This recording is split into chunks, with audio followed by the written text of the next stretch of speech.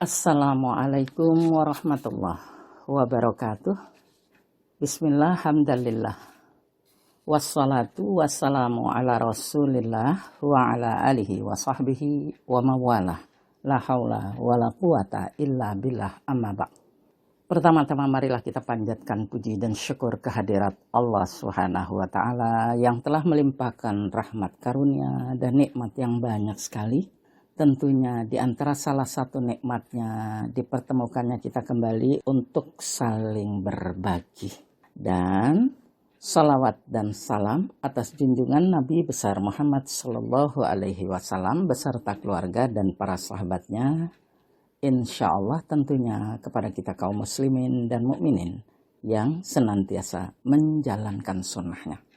Saudaraku seiman, dalam kesempatan yang berbahagia ini saya akan menyampaikan satu hadis Rasulullah Sallallahu Alaihi Wasallam dari An-Nu'man bin Bashir radhiyallahu anhu. Rasulullah bersabda, di dalam jasad, Rasulullah menegaskan, di dalam jasad kamu ada segumpal daging. Jika daging itu baik, maka baiklah seluruh jasad. Jika daging itu rusak, maka rusaklah seluruh jasad. Ketahuilah bahwa ia adalah hati atau jantung. Hadis riwayat Bukhari dan Muslim. Tentang hati, kita berbicara pada hari ini tentang hati. Ada segumpal daging. Daging itu baik, keseluruhannya baik. Daging itu buruk, keseluruhannya buruk. Dia adalah hati. Sekarang kalau kita mau mengambil tema materi, start judulnya adalah ada apa dengan hati? Ya, ada apa dengan hati? Di sini kalau kita mau melihat ada apa dengan hati, hati di dalam Al-Quran, ada 3 macam hati di dalam Al-Quran. Di mana pertama hati yang mati, qalbun mayyit, hati yang mati. Yang kedua, qalbun marid, hati yang berpenyakit. Yang ketiga, qalbun salim. Nah, hati yang mati tentunya kita tahu bagaimana dia bisa mendengar karena mati. Bagaimana dia bisa melihat karena mati. Apakah mati di sini mati rasa? Boleh jadi. Mati pendengaran boleh jadi. Mati pikiran boleh jadi. Mati hati boleh jadi. Jadi ada 3 kelompok yang diabadikan, yang diterangkan di dalam Al-Quran. Pertama, qalbun mayyit. Nah, kita lihat deh, saudaraku seiman, kita lihat qalbun mayyit. Ada dijelaskan di dalam Al-Quran, yaitu surat Al-Baqarah, yang namanya qalbun mayyit, hati yang mati. Maaf, kalau kita kendaraan walaupun bagus tapi nggak ada akinya, mati, nggak bisa jalan. Kalau kita punya HP, dia nggak ada pulsanya, habis kosong, menghubungi nggak bisa, dihubungi nggak bisa, dia harus diisi dulu kan pulsanya. Nah di sini walaupun diisi karena hatinya mati. Siapa orang yang hatinya mati? Di dalam surat Al-Baqarah yang di ayat tersebut bunyinya. Ayat yang ke-6. A'udzubillahi minasyaitonirrajim. Innal ladzina kafaru sawa'un 'alaihim a'andzartahum am lam tunzirhum la yu'minun. Kata Allah di surat Al-Baqarah yang artinya sesungguhnya orang kafir sama saja engkau beri peringatan atau tidak. Mereka tetap tidak akan beriman. Sepertinya gak ada harapan. Kalau kepada orang kafir kita memberikan tausiah, nasihat, peringatan, kayaknya nggak ada harapan. Kenapa? Allah yang menjawab, Allah yang memberitahu. Di ayat yang ke-7, khatamallah ala qulubihim wa ala sam'ihim wa ala absarihim ghishawah walahum adzabun azim. Kenapa diberitahu sama nggak diberitahu sama aja?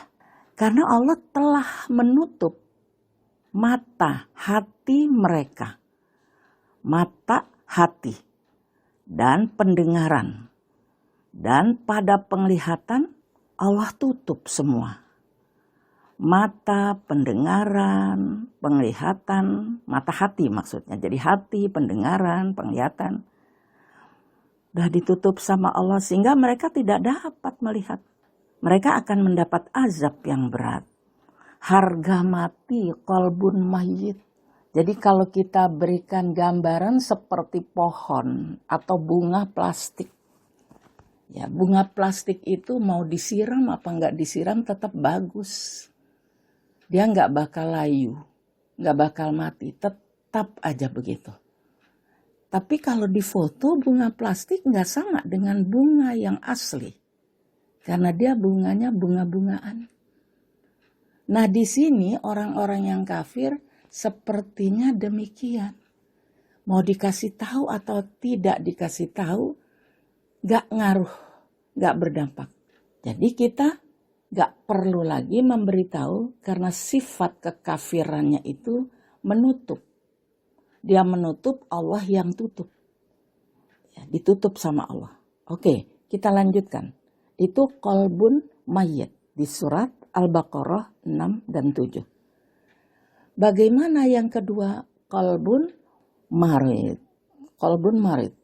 Qalbun marid itu hati yang berpenyakit. Bukan penyakit hati, hatinya berpenyakit.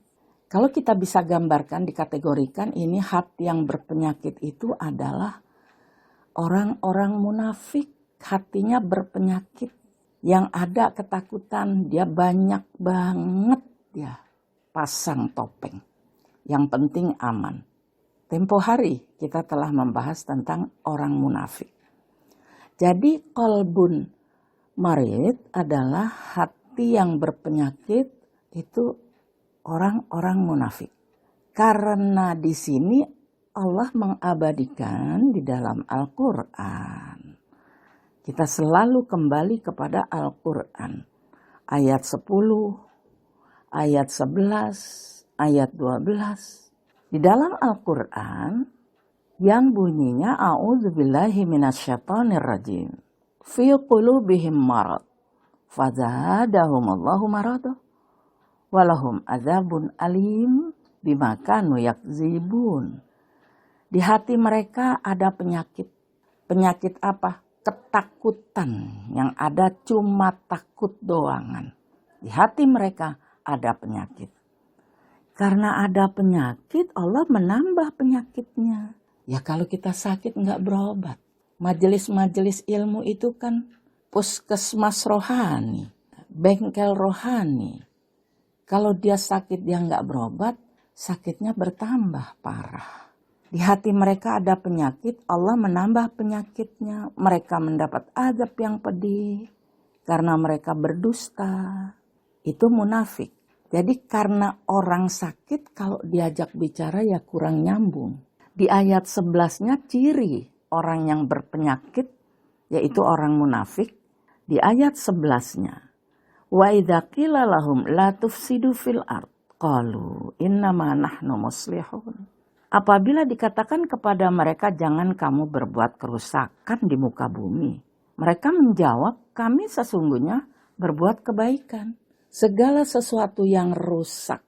Kalau kita memberikan nasihat justru kita-kita ini kan mengadakan perbaikan segala sesuatu yang menurut dia baik. Walaupun itu kerusakan. Tapi menurut dia baik. Jadi orang-orang munafik itu kepengen eksis. Di mana aja. Karena ada sesuatu yang dia merasa kepingin supaya eksis. Kepingin supaya eksis. Padahal dia nggak punya alasan untuk mengemukakan itu. Orang munafik di dadanya ada rasa kibrin, merasa besar, kepengin besar, tapi nggak kesampean, kata Allah. Diabadikan di dalam Al-Quran untuk orang yang ada penyakit di dalam hatinya. Qalbun marid, yaitu orang munafik, tadi orang kafir. Diabadikan di dalam surat Al-Mu'min atau Al-Ghafir. Surat 40 ayat 56. Allah menegaskan a'udzubillahi minasyaitonir rajim. Innal ladzina yujadiluna fi ayatillah bighairi sultanin atahum in fi sudurihim illa kibrun mahum bibalighi fasta'idz billah innahu was-sami'ul basir. Yang artinya sesungguhnya orang-orang yang membantah ayat-ayat Allah yang sampai kepada mereka tanpa alasan. Tahu nggak saudaraku seiman? Ini kata Allah, di dalam dada mereka ada sifat mau berkuasa, kepengen eksis yang tidak mereka capai. Kan kalau dia punya ide, idenya itu terus populer, kan rasanya gimana? Ada rasa kepengen besar. Tapi sifat yang demikian tidak akan mereka sampai, tidak akan mereka capai, gak kesampaian, cuma keinginan. Besar pasak daripada tiang, keinginannya. Maka Allah menegaskan, berlindunglah kepada Allah. Sungguhnya Allah mendengar dan melihat. Jadi ada kepengen, ada rasa ya, kepengen besar, tapi gak kesampaian. Jadi kalau kita mendengar orang-orang munafik begitu tuh, kalau dikatakan oleh Allah, wa idza qila lahum la tufsidu fil ard, kalau dikatakan kepada mereka, jangan kamu berbuat kerusakan di muka bumi, mereka jawab, sesungguhnya kami membuat kebaikan. Idenya itu ide yang merusak. Ya banyaklah kita sekarang. Ya banyak sekarang contoh-contoh. Waktu di zaman Nabi Lut gitu kan terjadi LGBT. Tapi sekarang juga udah ada LGBT diresmikan. Bagaimana? Kalau dikatakan janganlah merusak.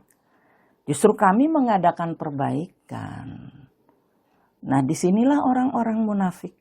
Jadi kepingin eksis, ada keinginan. Kepingin besar, tapi mereka nggak kesampaian. Akhirnya Allah menyuruh orang-orang yang menyampaikan kebenaran berlindunglah kepada Allah. Allah mendengar dan melihat. Kenapa orang-orang munafik itu selalu ada aja alasan? Karena kenapa orang munafik demikian? Kalau dikatakan begini dia jawab begitu. Dikatakan begitu dia jawab begini. Orang munafik. Di ayat yang ke-12. Allah menegaskan lagi, ala innahum humul mufsiduna walakin la yash'urun. Ingatlah, merekalah sebenarnya yang berbuat binasa, kerusakan. Tapi mereka tidak ingat. Mereka nggak ngerti bahwa mereka itu mengadakan kerusakan. Jadi nggak masuk nasihat. Tapi dia mendengar, tapi nggak masuk nasihat. Dia selalu membuat kerusakan dengan mengatasnamakan kebaikan. Kalau orang kafir nggak mau ikut campur. Pokoknya benar atau salah, saya nggak mau percaya. Jadi qalbun mayit. Tapi kalau qalbun marid, ini ceritanya kepengen eksis terus. Ya, kita kalau berteman dengan orang-orang munafik, seolah-olah idenya itu benar, tapi nggak punya alasan. Untuk kita benarkan nggak punya alasan. Tapi dia kepengen supaya dipakai idenya. Dia mengatakan, kita kan justru mengadakan perbaikan ya. Nah, jadi di sini kita bertemu dengan orang-orang macam-macam. Makanya Allah menegaskan kembali, inna sa'yakum lasyatta.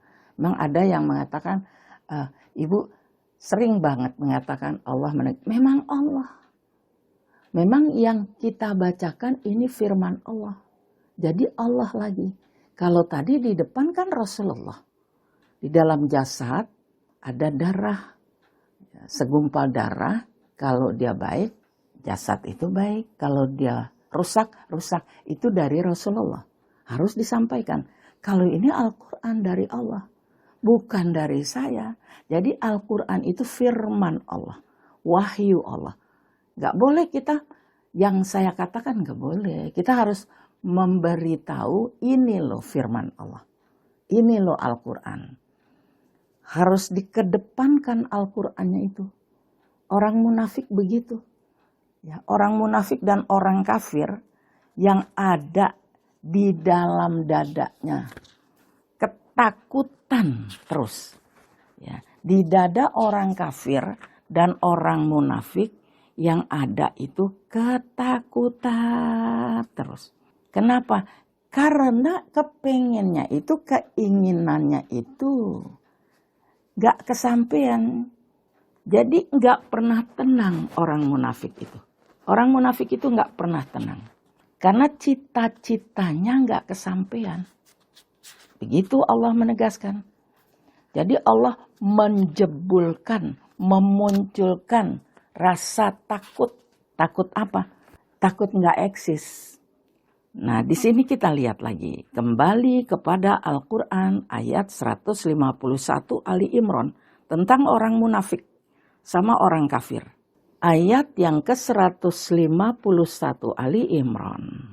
Yang bunyinya, A'udzubillahi minasyaitonirrajim. Sanulqi fi qulubil ladzina kafaru ru'ba bima asyraku billahi ma lam yunazzil bihi sultana wa ma'wahumun nar wa bi'sa maswaz zalimin. Yang artinya kami akan menimbulkan menimbulkan rasa takut dalam dada orang kafir. Karena mereka mempersekutukan Allah dengan berhala, dengan patung. Maksudnya berhala dengan patung, di sini bukan berhala patung beneran. Berhalanya itu kebanggaan, idenya itu. Walaupun idenya itu merusak, dia bangga kalau dipakai oleh seluruh masyarakat. Jadi ketakutan idenya itu nggak eksis, nggak populer. Jadi ada rasa takut. Allah itu yang menimbulkan rasa takut. Karena mereka mempersekutukan Allah yang tidak ada keterangan kebenarannya. Nggak masuk di akal idenya itu. Karena merusak. Tempat mereka adalah neraka. Dan itu tempat yang buruk sekali bagi orang yang zolim. Kafir, munafik, akhirnya zolim. Yang ada rasa takut doangan. Kita lihat lagi sekarang. Tadi, qalbun mayyit. Hati yang mati. Kedua, qalbun marid. Hati yang berpenyakit. Yang ketiga, qalbun salim. Di surat Asy-Syu'ara. Ya, kita lihat lagi di dalam Al-Quran. Surat Asy-Syu'ara ayat yang ke-88 dan 89. A'udzubillahi minasyaitonirrajim. Yauma la yanfa'u malu wala banun illa man atallah biqalbin salim. Yang artinya pada hari di mana harta benda, anak-anak tidak berguna kecuali orang yang menghadap Allah dengan hati yang bersih. Bersih dari dosa, bersih dari syirik, bersih dari sombong, bersih dari bakhil. Jadi yang selamat menghadap kepada Allah, qalbun salim. Qalbu yang selamat. Untuk selamat hati bagaimana ya? Ya kita harus membaca petunjuk. Supaya kita selamat harus membaca petunjuk. Karena hidup ini kan perjalanan. Bagaimana kalau kita berjalan, kita nggak mengikuti petunjuk, kira-kira sampai kak? Jadi kita harus mengikuti petunjuk. Benar, kita harus mengikuti petunjuk. Kalau kita mengikuti petunjuk, di Al-Quran telah menegaskan yang bakal selamat adalah orang dalam perjalanan hidup. Perjalanan apa aja lah di dunia ini, yang bakal selamat adalah orang yang mengikuti petunjuk. Qalbun salim adalah hati yang selalu mengikuti petunjuk. Kan diabadikan di dalam surat Toha. Ayatnya ayat yang ke-47. Wassalamu ala manit taba'al huda. Nah, yang artinya bahwa berbahagialah, menanglah, beruntunglah orang-orang yang mengikuti petunjuk. Orang yang mengikuti petunjuk beruntung. Orang yang mengikuti petunjuk menang. Orang yang mengikuti petunjuk berbahagia. Nggak nyasar. Kalau nyasar capek. Udah nggak ketemu tujuan. Kenapa dia nyasar? Karena mencari sesuatu dengan perkiraan dan perasaan. Nggak sampai dong. Pakai logika juga sangat rasional. Dia mau tujuannya ke daerah mana, tapi cuma pakai perasaan. Nggak mengikuti petunjuk, ya nggak sampai. Makanya di dalam Al-Quran diabadikan lagi sama Allah. Surat Toha ayat 123. Famanittaba'a hudaya fala yadillu wala yashqa.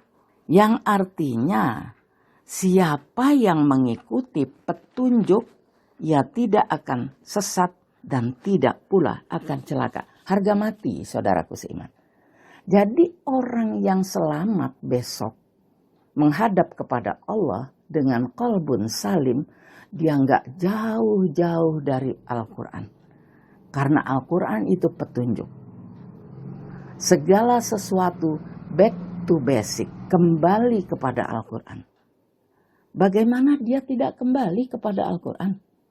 Karena Al-Quran itu adalah petunjuk dari Allah. Sedangkan alam semesta ini Allah yang menciptakan. Manusia ini Allah yang menciptakan. Dari mana kamu datang, di mana kamu sekarang, kemana kamu akan pulang. Itu Allah. Itu Allah yang memberitahu. Dari mana kita datang? Dari Allah. Di mana kita sekarang? Di bumi Allah. Kemana kamu akan pulang? Ya wa inna ilaihi raji'un. Bagaimana orang yang selalu mengikuti Al-Quran, dia akan sesat. Allah yang menegaskan. Wala yadilu wala yashqa. Fala yadilu wala yashqa. Dia tidak akan sesat. Tidak akan celaka. Maka ke Al-Quran lagi. Al-Quran lagi. Balik lagi. Di surat Toha. Kita kan besok pulang. Sekarang kita sedang OTW.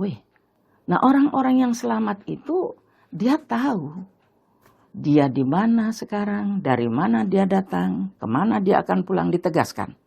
Di surat Toha ayat 55. A'udzubillahi minasyaitonirrajim. Minha khalaqnakum wa fiha nu'idukum wa minha nukhrijukum taratan ukhra. Kami menciptakan kamu manusia dari bumi, dari tanah. Kepadanya kami kembalikan. Besok kalau mati masuk ke tanah. Asalnya kita dari tanah. Sekarang kita ada di atas tanah. Bumi maksudnya. Besok kita masuk ke tanah. Setelah itu nanti di mahsyar kami keluarkan pada kesempatan lain. Yaitu sesudah mati.